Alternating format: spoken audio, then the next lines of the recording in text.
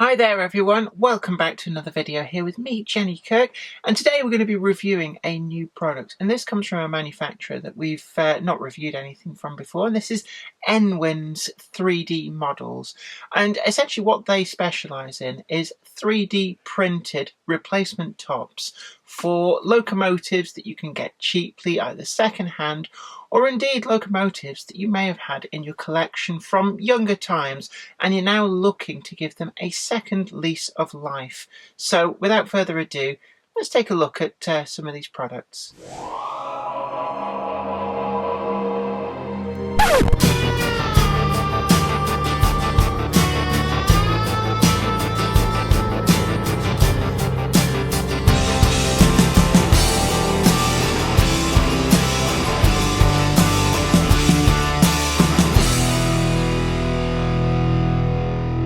So these are the three models that have been sent over from Enwin's 3D models, and these represent three different items in their range, but also three different stages of construction. So first up, we've got a model of the Avon side tank locomotive as bought by Cadbury's in Bourneville. They had a number of these, I think it was 3, although I've only been able to find photographs online of Cadbury's number 1 and Cadbury's number 6, which were both of the same design. So obviously this 3D printed model is suitable for any of those, but ostensibly it's modelled on that 1925 Avon side. And this shows the actual model as it comes. So this is ready for final finishing, painting, adding decals, which Enwin's are looking to add to the range. So you'll be able to get that very ornate Cadbury's livery on the side. And you can see as it comes, it's actually pretty sturdy. It's 3D printed in what's actually, it's difficult to ascertain actually what the material is, but it's different from some of the 3D models that I've reviewed in the past. It's much less glassy in texture. It's got almost this chalky finish, which I think probably benefit from ever so slight final sanding just to smooth that finish down, and then proceed to the painting stage. I'm guessing it requires an undercoat first, and that would also go to smooth off this finish and then provide a really good base for the top coat. This is designed to fit over the top of a Hornby Smoky Joe Desmond type chassis. The pocket rockets that are available actually quite cheaply new, but also second hand. I've seen them down to £5. So it's a perfect way of taking one of those locomotives and upgrading it and, you know, doing something just that little bit different, which isn't currently available from any of the mainstream manufacturers. It's also a really good way if you've got that childhood set that's languishing around, you've outgrown it, and you want to really kind of make use of it, but in a way that it doesn't look like a toy. This is the perfect way of doing it, by providing an alternative top to that venerable chassis that can then give even more sterling service. So this is designed to just fit straight on over the top of that Smoky Joe chassis. So it's a pretty easy one to do. The next model that they've sent on over is a Fireless Locomotive, and again it's actually a really interesting prototype, and it just shows that with these 3D printed models you can get some of these really esoteric designs that are really good to just give that variety to a layout and certainly have something that's fairly unique. And Fireless locomotives have always really interested me. They were basically charged from something like a mill or a factory's steam boiler, so it didn't need its own fire. It would then use that charge of steam and trundle around, do its thing, until it needed to be recharged. It made them actually quite simple because you didn't have a firebox, you didn't have a fire, and also the other important thing was that it didn't produce any smoke or emissions. So these were perfect in environments where cleanliness was very important, such as textile mills, but also where there was a fire risk, things like flour mills as well. And these could actually work into buildings and you wouldn't have to worry about fumes coming off them because they literally only gave out the steam that they'd been charged with. It also means that they have this very unique and distinctive style because there's no funnel, because there's no fire in these things. And this shows the model with the paint finish on it, no decals and no 6.0 chassis. It does come with the buffers. These are in the pack, and you can paint these up and apply them and get a really good finish. But you can see that with a light sanding, an application of primer, and then a paint coat over the top, you really start to get a good finish with these. So it is really nice to see. And the 3D printing does allow an awful lot of things that would actually be really difficult, if not impossible, to do with an injection molded body. So you can see right underneath the, I'm wanting to call it a boiler, but it's actually just a pressure vessel. And, you know, you get this wonderful sense, almost like it's a well-built kit rather than a 3D printed model. And that's what I like about these.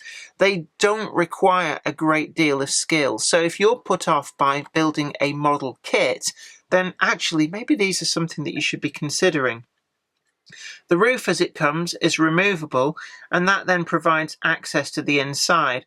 And actually the inside of the pressure vessel is probably a little bit difficult to see.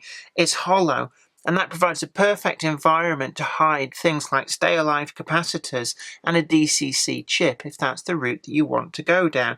And also because the cab roof is removable, so it provides endless possibilities to detail the inside of the cab, provide a crew, that kind of thing.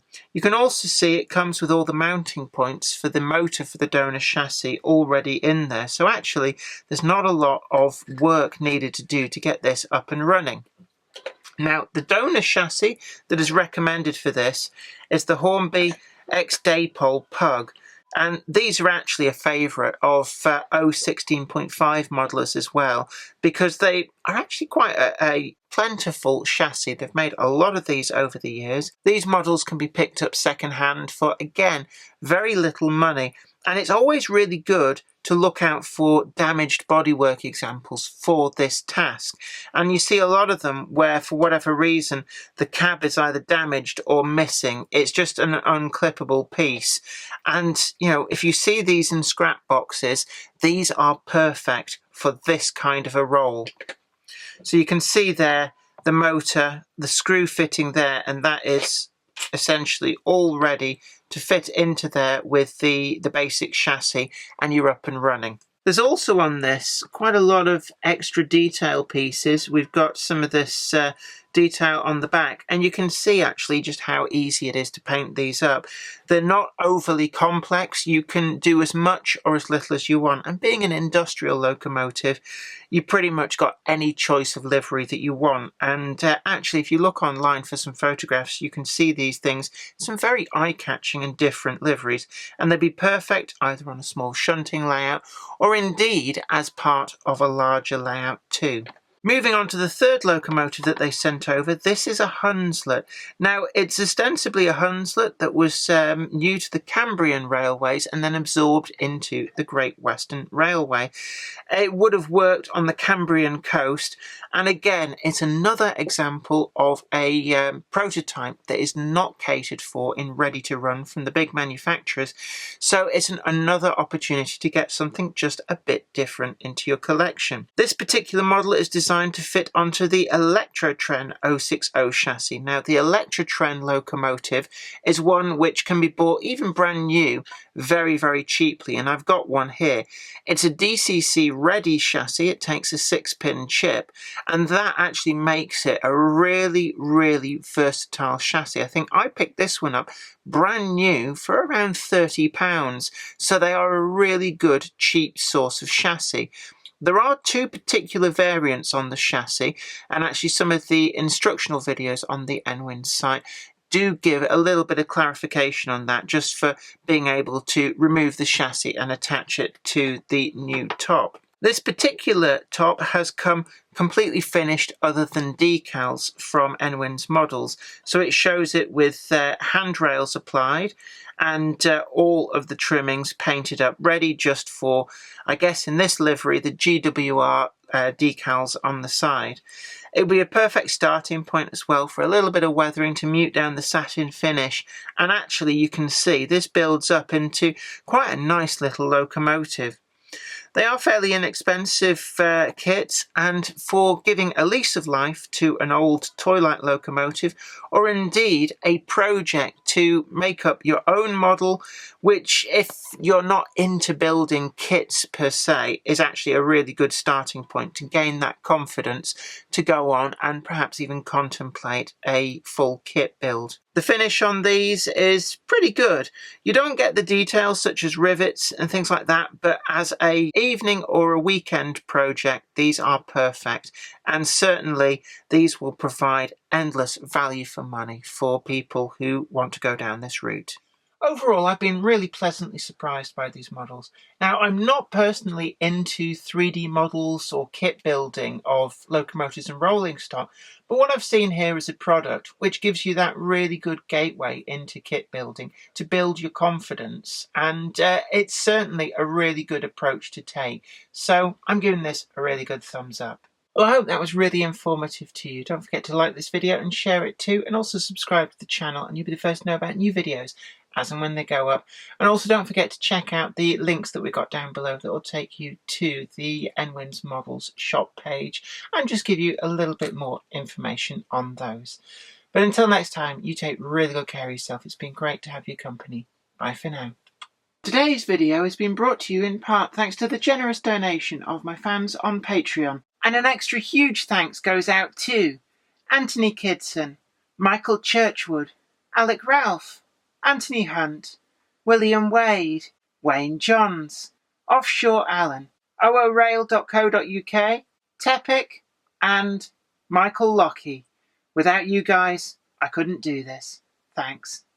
Today's video has been brought to you by my books, Bringing Home the Stars, Twinkle Little Star, and also you can get the complete comic collections of All Over the House, Books 1, Books 2, and also the wacky zany Life of Knobty Mouse. Thanks, and catch you later.